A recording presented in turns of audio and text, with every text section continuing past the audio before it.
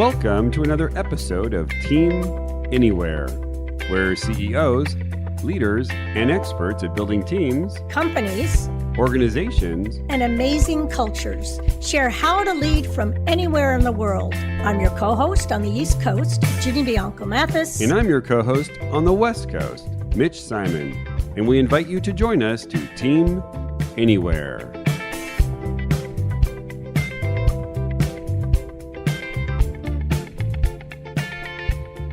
The pandemic threw all of us into a situation where we needed to adapt to new technology, new processes, and new ways of connecting with our teammates. The upside has been that we were forced into becoming more creative, more open to risk, and more flexible than ever.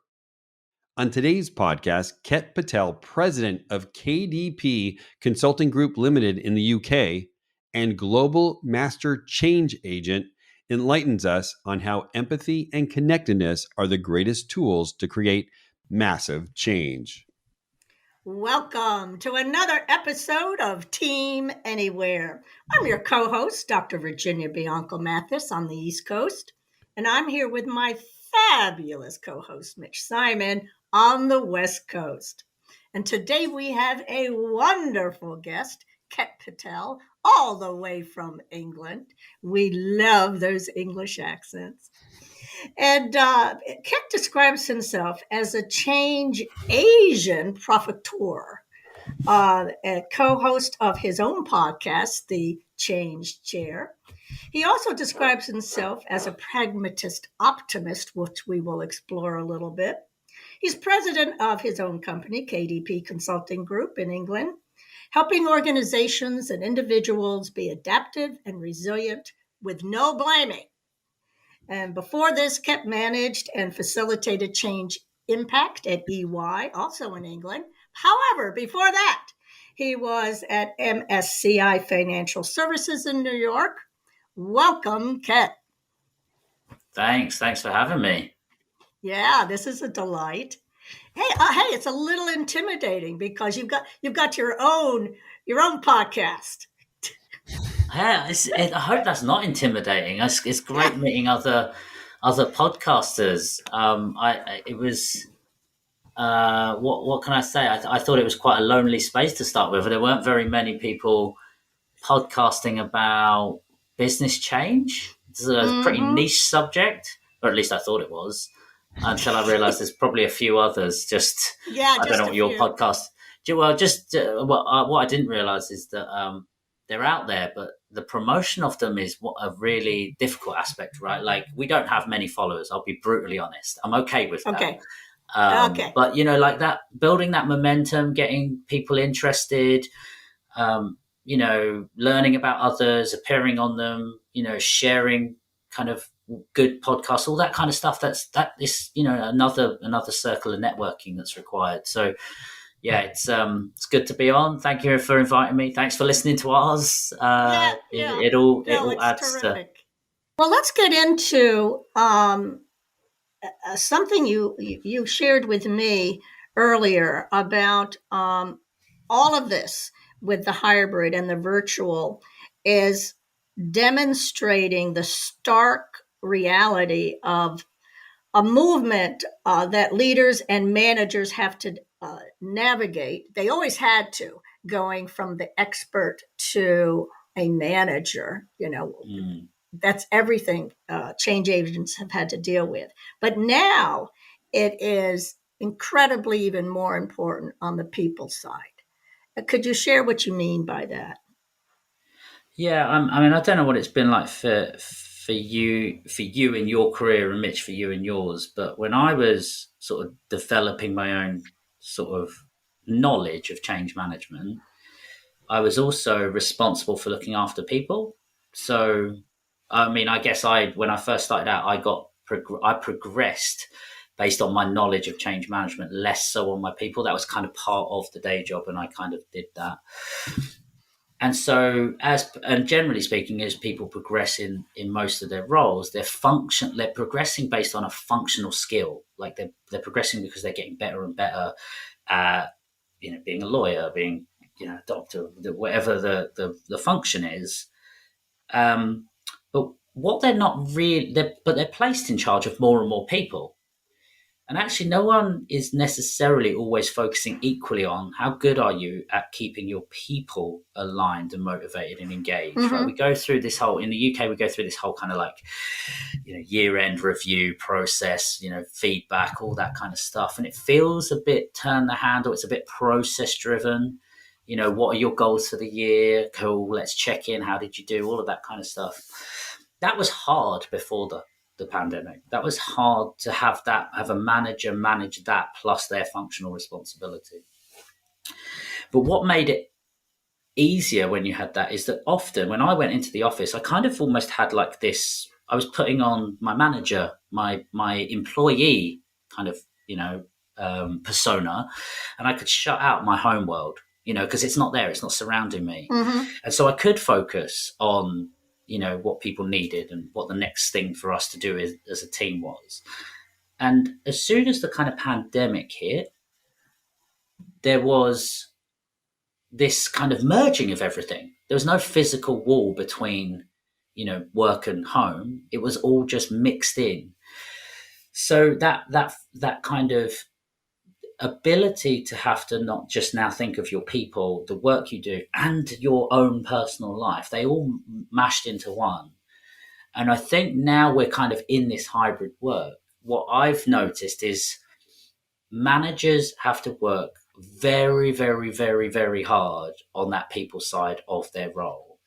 And if you weren't already good at it when you were going into the office, or you didn't necessarily pay attention to it, then actually being remote from it is just giving you an easy way out of not doing more of it. It's actually become twice as hard. Yeah, for some, it's become twice as hard. For those people that were really good at it, I think they've doubled down because they know that this is critical to successful performance. So it's almost like it's polarized it. Hybrid working has polarized or made it more extreme. You are either sort of not great and therefore in a virtual environment not slightly worse. And in some respects, you were really good at it and you doubled down on it because you knew how critical it was. And I think for us in the UK and certainly kind of organizations is that was probably where the biggest challenge was when we went to hybrid working. It wasn't accepting the tools. It wasn't, being productive or things like that. It was about keeping those human connections, those relationships, those, the motivation of individuals and understanding what was going on with them. That was actually a lot harder to understand. Okay, right. Depending on where And you're coming from. And you even said that there are some folks you saw that realized they just can't do it. Yeah. I mean, I think that there's a really important point in that they realized they couldn't do that. There's a self-awareness. So I think one of the things around kind of managing isn't taught to you is that you have to be quite self-aware. You have to be aware of your impact on other people, right? Not just the work you do, but the impact you have on other people and how they respond to you. And if you aren't aware of that to start with, then you don't realize the ripple effect you have on other people as well. So I think, there was a level of manager who was very good at functioning what they did. They were quite good as a manager in the office, but when they went to hybrid working, they really struggled because they didn't have the tools, but they were aware they were struggling to support their teams well enough. And that's really, that's humility in action, right? As a leader, knowing that you have some area where you aren't as good and you can actually step back and say, look, this isn't me. Maybe we need to do something different. Maybe someone else in the team can hold kind of like check-in sessions, whatever it is, but recognizing the gap. And I think, I don't know how prevalent that was. I felt more it was like people either just went, I need to get people back to the office as quick as possible because that's my sweet spot. So I don't have to do any heavy lifting. So I don't have to deal with this change. I don't have to figure out why this isn't working as effectively for me. All right. Well, so give us an example because you're dealing with folks right now with that. Give us an example, please, of someone who realized that, who either was good at it or jumped into it and now is creating that same kind of energy that we think of as of being a good manager face to face, but now needing to be that good people manager in a virtual environment. Yeah, I mean, I think there's a number of good examples on from kind of people I follow on LinkedIn, but actually one of the best ones is probably a team I'm working with at the moment, and of course I would praise them because I think they've adjusted to hybrid working really well. But the person that came, it was sort of just a few months before we were all locked down. There was a new team manager, right, and this person had come from an operations background, had been the other side of the fence of the change we were trying to make, and kind of had come in to kind of support. Didn't know the team, knew of them, but not to know name to face to face. Sorry, no, person to person. They were learning the structure of the projects. They had the functional knowledge of what we were trying to do, but not the project or the people. Mm-hmm. And 2 months later, we're in a pandemic, and actually we can't all meet up. Right, it's a team of 20, new to the team, new to the program. One of the most important things they did was they kind of went, I could do two things here. I could immerse myself in the detail, right? I could immerse myself in all the documents. I could read everything. I could go to every meeting. They did the flip. They kind of went, I don't need to read all of this stuff. If I go and speak to people, they'll tell me the most important things. Uh-huh. If I speak to enough people, I'll get a good enough picture. And what I'll be able to do is I'll get a kind of holistic view, different viewpoints. I'll be able to understand the context of where we're at, what we're doing. If I've got things that kind of contradict one another, I can kind of pick into that a little bit. So immediately, before going down to their functional knowledge of what they knew to kind of pick at what their role would be, they went, nope, not doing that. I'm going to go and find out what people know. I'm going to find out what people need of me. And I'm actually going to do it because it also helps me check in with how people are figuring out this hybrid working. And we hear a lot about psychological safety, right? Like imagine a new leader coming in and in 2 months, everyone being, remote from everybody else. Right. How do you create that environment where everyone feels safe to say what's on their mind and come together? Well, you need to trust the person that is leading you. And nothing creates a level of trust more than being able to have a one-to-one conversation with someone and get to know one another. And I think critically, she spotted that immediately coming into the team and the situation, made time to get to know people one-to-one. And when we came together, called on some of the information she'd learned from others around the table. So she's like, I was speaking to John, and John had said this about some of the work you're doing, Mike. That's really great. Right. Do you two want to talk about it here? Right. Like creating a community virtually by bringing people in. Like it's really, it's almost like a sleight of hand. Like you can't, there was nothing. That's structural. Clever. Yes. Do you know what I mean? There's nothing structural she did apart from just be human and go and talk to people. And it was, she would have done well anyway, but to have the pandemic and a virtual world and no one having ever worked for this length of time in this way, to zero in on that, I thought that's pretty kind of just, I don't know what you call it. Right. Amazing, magic. Well, and as you said, however, it's you can't leave it to magic, but when you do it, it works. So she immediately put herself in the frame of, let me go to the people first. Absolutely. Not what's on the docket, who knows what, right? And then I love how you brought the reality of it. They're on this, let's say Zoom, Google Doc, whatever, and they are, she's talking to them as if it's the most natural thing. Well, Bob and I were talking, and then Ket did. Yeah. So all of a sudden, it became a new norm. Absolutely. Yeah, that is a really good natural example. Go ahead. Sorry, I was just going to say, to me, it's one of the best examples of sort of being intuitively a good people leader, right? Like I'm not here to, like, one of the common things you see when a new person comes into a role is that they look above and they say, what are your biggest problems? right? I'm gonna address those. Well, who's shouting loudest? And they get a deluge of things thrown at them, and they drown really quickly, right? This lady turned around and turned it kind of slightly on its head. I mean, it helped in some respects that the pandemic was the deluge of what everyone was dealing with, but it she kind of went, I know you guys are busy and you've got loads of stuff for me up above my seniors, but let me just, I need to focus on my team. I really need to understand what's on their agenda, and give me a couple of weeks, give me a couple of months, and let me get my head around all of this. And I'm here, I'm supporting that top down, but that in itself is a really different approach, right? To not focus on who's put you in place and what they need, but to focus on the people you're leading for the person who's put you in place. And it would be also interesting to talk to someone and say to them, or here's the situation she was in.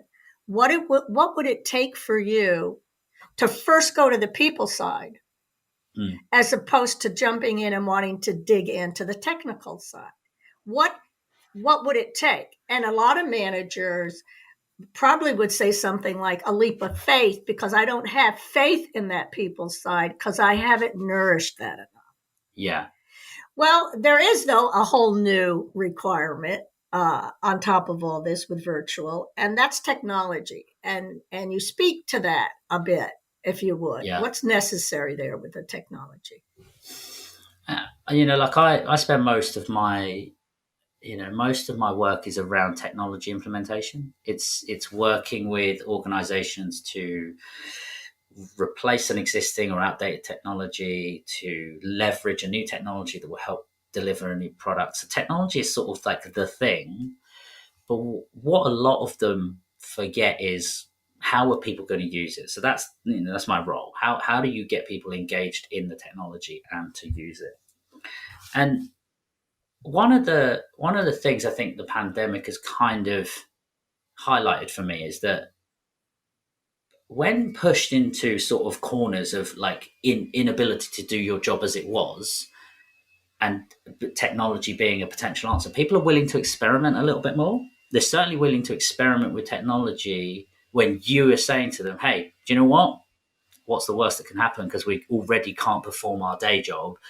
So let's try and get back to doing what we can as quickly as possible, leveraging the technology, the means we have. And what we would normally say or what's normally done in most change projects when technology is involved, is you wouldn't ever remove the current system, right, until people are really comfortable with the new system, because you need that continuity of business, that continuity of service. But what the pandemic to some extent showed is that create that sense of urgency in people by switching off the old, take the business risk, and actually people will experiment. People will try to get back to where they were before as quickly as they can. Create a community and a space for people to talk about their experiences around that technology, and people will learn more quickly. And that's what happened, right? Like I volunteer for an organization called the Change Management Institute. And we are so used to, when we meeting physically, because we're all surrounded by email. We do not want another email exchange system, right, to deal with. So whenever as volunteers, we were always about meeting, trying to meet face to face, and they were generally through live events. And so the pandemic just shut that down, and we immediately went, do you know what? We've got Teams. Let's just. We've got no rules. We don't know how Teams works. We're not 100% sure what it can do for us. But let's just start meeting once a week or once every 2 weeks on Teams, and let's just talk. And maybe ideas will come, and maybe we'll start playing around with it. And people did. We didn't set any guidelines. We didn't set any rules. We just said, look, you know what you need to do. Use Teams as best you can for calls, for collaboration space. If you find anything useful, share it with the group.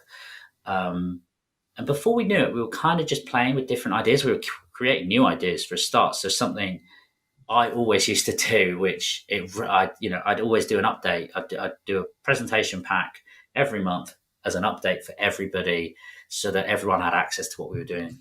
I stopped doing them. I did it, but what I did is I recorded a 5-minute video of me talking through it, and I posted it on one of the chats, and people could watch it instead of having to be there.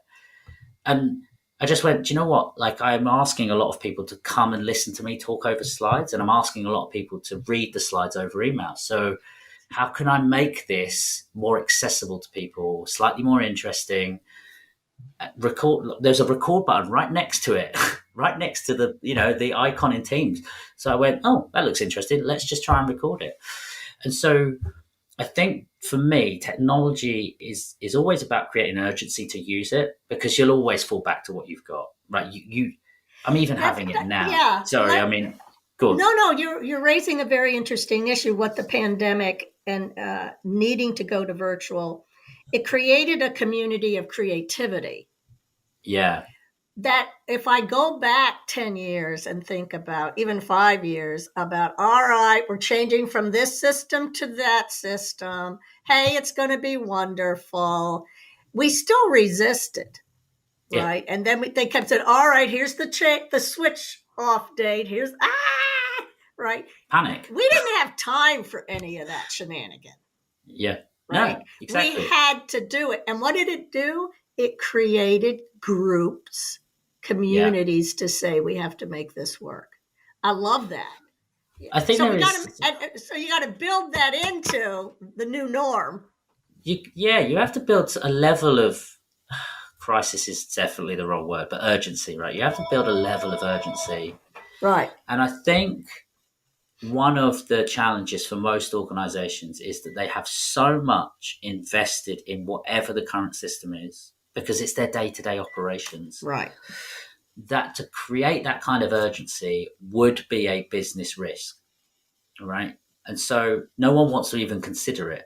No one even wants to think about injecting that kind of risk in order to accept a new way of working. But what they do want is they want the new way of working. That's right. You can't have your cake and eat it, right? You can't not. But now we proved you can. Yeah, you can. We can. When the urgency puts us in that situation, we can jump into it. We can be creative. We can help each other. I think there's so one of the distinctions I sort of make between the pandemic and where we are now when it's about this urgency is we didn't have a choice and we accepted the risk. And we, like the risk was there, whatever happened. So it's not even a risk, it was an issue, right? Like we were dealing with the results of not being able to work the way we were working before. What most businesses now need to do is recognize that risk is there, right? We don't really want it to materialize. So we really need to be really mindful of how do we reduce the chance of it happening whilst knowing full well that it could happen. So as an example, we could take a day out. Again, extreme example, but like everyone's using a system to, to process client orders.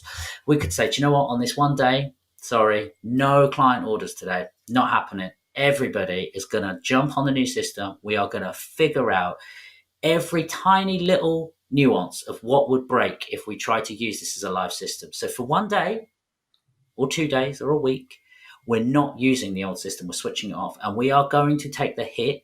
We're going to explain to our clients that the process might be slower. Okay. We're going to explain to our people that it's going to take a little bit more time, but we've got people there to support you with your issues. We're gonna mitigate the things that we expect to fall out, as opposed to going, can't accept it, can't have a client complain, can't have a person. Right. Don't just jump to the can't do it. Yeah, mitigate. Take the drastic day, make it happen. And again, mitigation. So like if you said to a client, hey, by the way, if you put your order in or you're expecting a level of service where we would answer your phone call in 30 minutes, and for this week, it may be more like 2 hours, and we really apologize. And if it's really urgent, here's a phone line. You've mitigated their concern. Right, you've said to them in advance, hey, this is the concern we're trying, but here's the benefit. We hope to be operating in a new system. You educated your stakeholders. Stakeholders, but also we gave our people the space and capacity to try something new, because they knew that if a complaint came in, they had the support above, right? Because it was a coordinated effort. And that to me is fundamental in making change. I love that. In a non-pandemic. Is you're trying to mitigate the risks of your existing business. So take what we learned from the pandemic about what we are really capable of and create the sense of whatever that was, where our normal selves would say, oh, no way, we can't do that. We can't stop serving the customer for a day. Starbucks does it, though. I've gone up to Starbucks and say, hey, we're all closed today for X, Y. They did it. They do it. And we go, Yeah. well, okay. All right, listen. People. I was just going to say one more thing. I think people are amenable to change when it's very old adage, right? People are more amenable to change when they're kind of sighted on it. They feel included in it. So if that's your customer, if that's your employee, bringing them in, helping them understand their role in it, saying you've got their back and that we recognize the challenge, but all of those things are really important. And we recognize how important they were in the pandemic. Create the right environment for people to try new stuff. And what we can't do is we can't forget that they're still important when we go out of the pandemic and we're trying to do change at breakneck speed still, right? Right. But address it. We don't. We, unfortunately, and maybe this is something that upper management has learned through all of this, is you can't just throw it over the fence and, let them figure it out. Because I've heard that before, right? No, you have to address it. You have to say this is going to cause an upheaval for 4 hours for a day, and you all can step into this because we're supporting you. I really like that. Yeah. Yeah, I had a question because I really love the information you've given us in the area of building community. I'd like to know what have some other companies done to build community. You mentioned that one woman manager who appreciated other people and said, I got all these ideas from all these other people. What I'm seeing, Ket, is that the key here is to build community before you try and change things. The pandemic basically said, whoops, we had to go build community because we didn't have that choice. Having said that, it sounds like if we wanted to make change going forward, we would want to build those communities ahead of time so that we're more able to take risk. So what would we do then to build communities within our companies? Yeah, can I say that is such an amazing observation as well, right? Because I don't think companies recognize the power of the network of their people away from a hierarchy and structure, right? Like the network of their people. We talk about kind of change agent networks in organizations and in organizational change. They are just like, I could go in and I could talk to an organization and say, these are the things that we should do. But who do they trust more? Me saying it, or a manager who's been there for 5 or 6 years, knows a number of people, has trusted relationships. So we're talking about leveraging trusted relationships, and that takes time to build. As we said, you can't build a trusted relationship one-on-one with people overnight. So how do you do that? I think you have to look at, people wanting not first to get change done, but first to have people enjoy the work they do in the organization and be part of that community that is understanding what their role is within the wider organization. And managers, good managers and leaders try to do that all the time throughout their work with their teams, right? They're trying to share with them, hey, by the way, this is what the exec is saying, this is the new thing that's coming.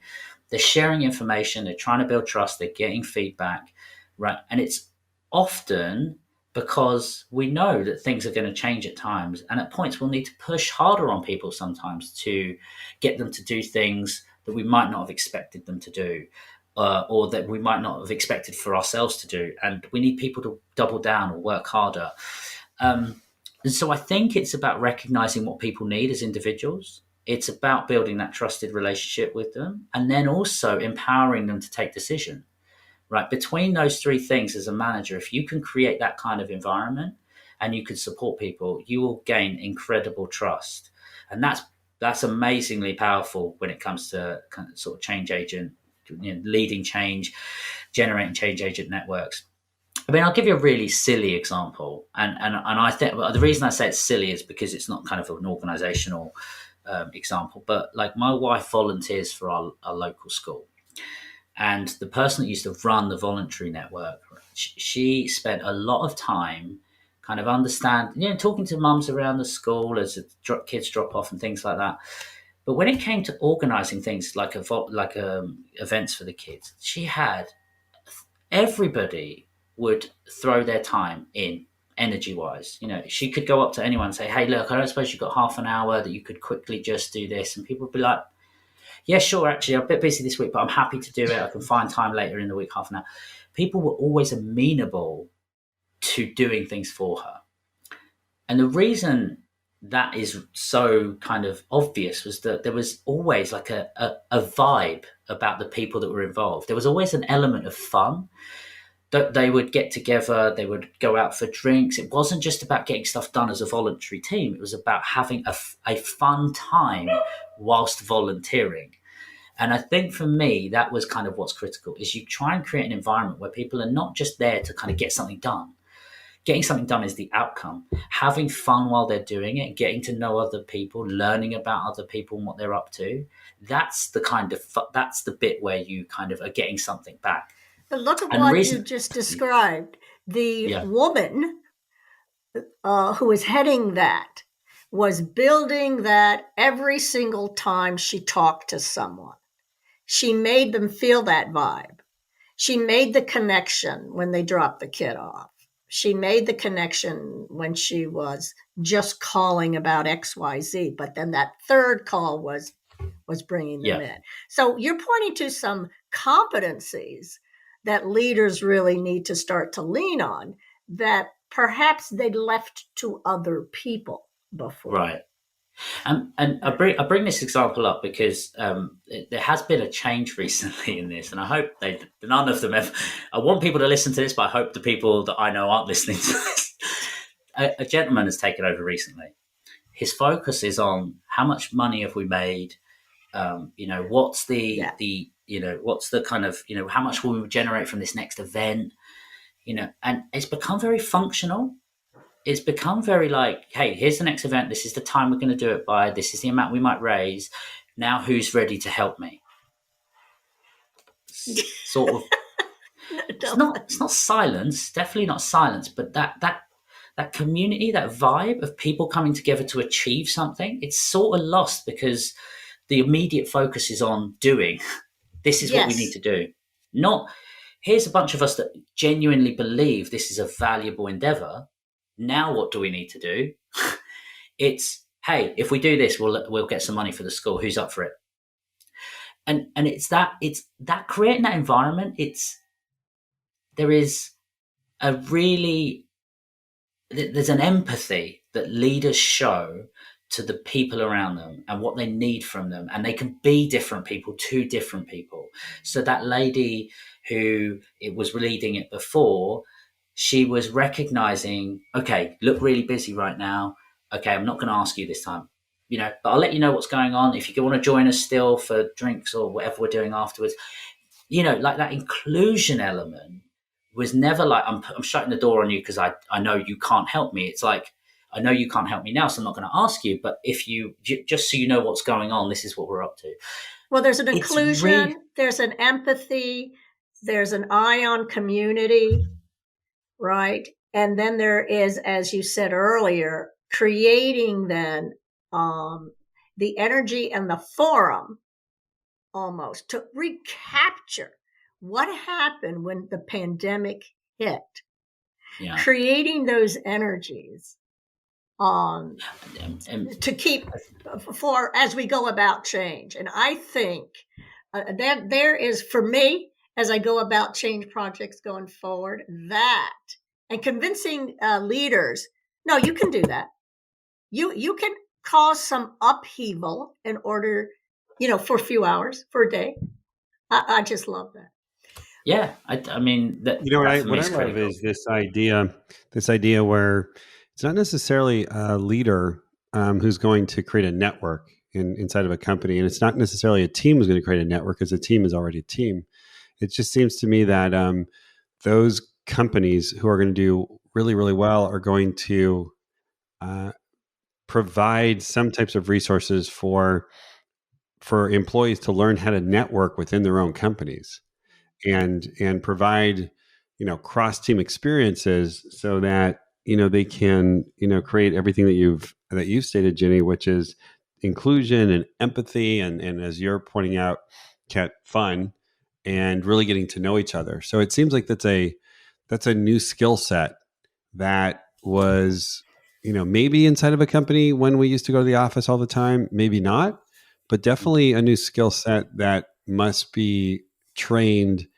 Must be, I'm saying must, but that, it'd be a great idea for companies to say, hey, if we really want our company to be successful, we've got to go create communities within our company. And that's probably something that we're not going to be able to force, right? We can't, like Ket saying, we're going to make $1 million if we create networks within our company. But instead to say, hey, let's go create some platforms or maybe even some technology that's going to allow people to create those communities and also encourage that as part of the culture of the company. No, oh, that's so great. And as we all have seen working in change management, it comes back around because now you've got the community, you have the people enjoying it, you're showing empathy, they're more a part and they're involved. The dollars do come. So when you're dealing with that naysayer, well, I can't do that. I've got to go in there. I got to create the schedule. I have to hit them hard with this and that. You have to say, well, what's your goal? Yeah. And I'm going to bring you all the way around to the goal with your education and your child. The goal was not to replicate school. The goal was to learn. Now, how can we do that in this new way? Yeah. And I think one of the things for me in all of this is that people think change management slows down the delivery of benefits because they see benefits as the thing being done, the outcome. Whereas when you create an experience, right, and you get people involved, it slows down the start, but it actually accelerates the benefits because people want to see the results. And that's, as you were saying, right, like this full circle. But the big challenge in the UK, I think, is that I myself often get brought in when we're already experiencing challenges with the projects, and therefore we're on firefighting mode. So we're just doing what we need to do in order to kind of get everyone pointing in the same direction again and trying to get, the benefits realized in the frame we expect it to. And we need to then reinforce that on the next one and the next one and the next one. And then you become sort of slightly more as a mature organization. But it's not always the path that companies follow. They get over that immediate hurdle and they go back to that, we'll just do the next project. Because, again, moving away from function is really difficult. Moving away from outcome is really difficult because there's no immediately there's no tangible thing you're getting from it. And then when you try to link back, your empathetic environment you're creating and the community you're building to an ROI, it's less clear through the value stream of a project, right? But anecdotally, every change practitioner I've ever spoken to would argue that the earlier you bring change in, the more likely it is your benefits get realized, either to the time you expected or if not sooner. Mm-hmm. And it's just starting the change, just starting to talk about it, is the change has begun. So I love it. A summary for us, Mr. Simon? Yes, Dr. Bianco Mathis. This has been really, really interesting. I love your viewpoint on this, Ket, where it's all about, we just got to go back and be human again, put people first, build communities, and really take advantage of teams to say, hey, over the last 2 years, you guys have really gone through so much change. You've done really well. And so let's take some risk here to try some other things because we know that people are capable for it. And it goes back to, I think even before the pandemic it was always to, take advantage of a crisis. This is really one of the most, it was the biggest crisis we've ever had. And it's basically shown that people are very adaptable. And now we've got to really find ways, as we develop this podcast, was really to find ways for people to to express themselves and to be creative and to be productive in this new environment. And so let's find new ways to do that and be okay with it. So, Ket, thank you so much for joining us today from the UK. And Thank you. thank you so much. And thank you to Dr. Virginia Bianco Mathis. And thanks to our listeners. And please share these insights and this knowledge with your friends and your colleagues. And we look forward to seeing you next time on our next episode of Team Anywhere.